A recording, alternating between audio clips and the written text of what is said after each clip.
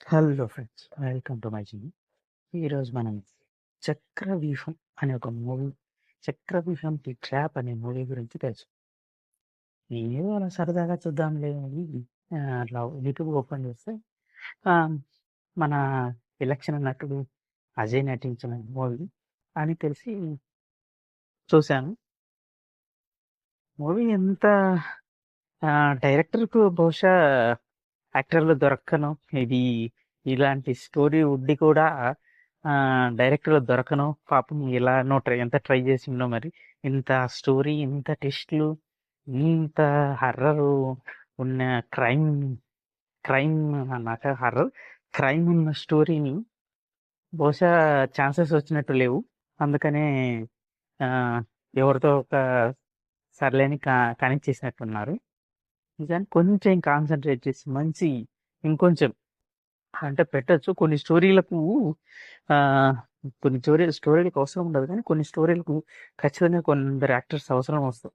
ఎందుకంటే కొన్ని సీన్‌లను ఎలివేట్ చేయడానికి ఆహ్, ఖచ్చితంగా ఉండాలి. ఇంకా ఈ మూవీ 'చక్రవ్యూహం ది ట్రాప్' అని యూట్యూబ్‌లో ఉంటది. మీరు డెఫినిట్‌గా సెర్చ్ చేసి ఇప్పటివరకు చూడనట్టయితే చూడండి.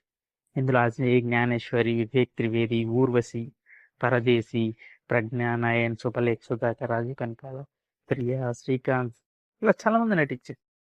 ఇంకా దర్శకుడు మధుసూదన్ గురించి చెప్పాలంటే చాలా ట్రై చేసి ఓవరాల్‌గా ఈ స్టోరీ నచ్చినట్టు ఏదో చిన్న 'సహస్ర క్రియేషన్స్' లాంటి పెద్ద బ్యానరే దొరికింది. But budget ఇయ్యనట్టున్నారు.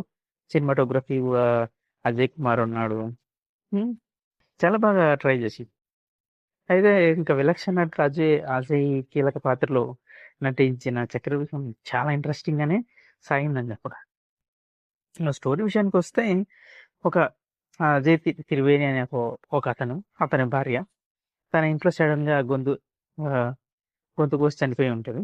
అయితే ఇన్వెస్టిగేషన్ ఆఫీసర్ అయిన అజయ్ ఆహ్, మొదట సంజయ్ నిర్దోషిని అనుకుంటాడు. అలా సంజయ్ సన్నిహితుడు, వ్యాపార భాగస్వామి అయిన శరత్ అనుమానిస్తాడు. ఇక హత్య జరిగిన ఇంట్లో విలువైన నగదు, బంగారు పోవడంతో పని మనిషి మీద అనుమానం వేస్తారు. వాళ్ళ హస్బెండ్ మీద అనుమాన పడతాడు. ఇలా మరి ఎవరు దొంగిలించారు?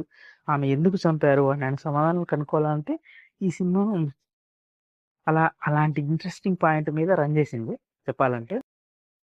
అయితే ఏమాత్రం స్టార్టింగ్ నుంచి ఎండింగ్ వరకు ఏమాత్రం ఆలస్యం లేకుండా స్టార్టింగ్ నుంచే మెయిన్ పాయింట్‌లోకెళ్ళిపోతాడు. సిరి అతనంతరం ఆహ్, స్ సత్య రంగ ప్రవేశం చేసి అన్ని విధాలుగా కారణాలు అన్వేషిస్తుంటారు. ఈ సీన్స్ కొరకు ఆకట్టుకునే ఉండడంతో పాటు సినిమా ఏం జరుగుతుందనే ఆసక్తి ఆడియన్స్ ఉంటుంది. ఆహ్, రొటీన్ కాకపోతే రొటీన్ క్రైమ్ థ్రిల్లర్ అయినా మంచి క్లైమాక్స్‌తో అలరిస్తుంది మనల్ని.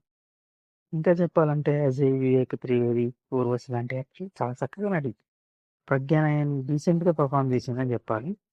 అయితే కేవలం 110 నిమిషాలు నిడివితోనే సాగడం మెయిన్ సినిమా కథ బలం.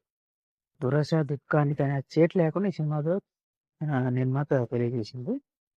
అయితే ఇక్కడ మెయిన్‌గా మైనస్ పాయింట్స్ ఏంటంటే గ్రిప్పింగ్ స్టార్టింగ్‌లోనే ఉండడం వల్ల ఇంకా తర్వాత ఎలాంటి గ్రిప్పింగ్ అనేది ఉండదు. ఒక బేస్ పాయింట్‌తో స్టార్ట్ అయిన మూవీ కాబట్టి ఇంకా నార్మల్‌గా సాగిపోతుంది. మనకి ఎవరు చంపిండ్రు అనే పాయింట్‌నే రన్ అవుతా ఉంటది గానీ, ఇంకా దాన్ని కొంచెం ఇంట్రెస్టింగ్‌గా ఆహ్, మనం ఆహ్, యాజ్ యూజువల్‌గా మనం కిల్లర్‌ను ఊహించలేం కానీ, కాకపోతే బేసిక్‌గా ఇది ఒక మనీకి సంబంధించింది అని మాత్రం తెలిసిపోతుంది. ఇంకా సాంకేతిక వర్గానికొస్తే హ్మ్. బ్యాక్‌గ్రౌండ్ స్కోర్ పేలవంగానే ఉంది. చాలా సీన్స్ సింక్ కాలేదు. ఎందుకు పెట్టిండ్రు ఆ సీన్‌లో అనిపిస్తది. ఎడిటింగ్ పర్లేదు బానే వేసింది. ప్రొడక్షన్ అయితే ఎలాంటి కాంప్రమైజెస్ అయితే లేవు. అలా అలాంటి మొత్తంగా ఈ సినిమా చాలా ఇంట్రెస్టింగ్‌గానే ఉంటది. గానీ కాకపోతే కొన్ని స్క్రీన్ ప్లేలు చాలా వీక్‌గానే పెట్టింది. ఎగ్జిక్యూషన్ పరంగా అంత అదే స్క్రీన్ ప్లే పరంగా ఫెయిల్యూర్ అనే చెప్పాలి. ఎందుకంటే ఇంత కాన్సెప్ట్, ఇంత ఓరియెంటెడ్ ఉన్న మూవీని ఒక్క ట్విస్ట్ మీద ట్విస్ట్.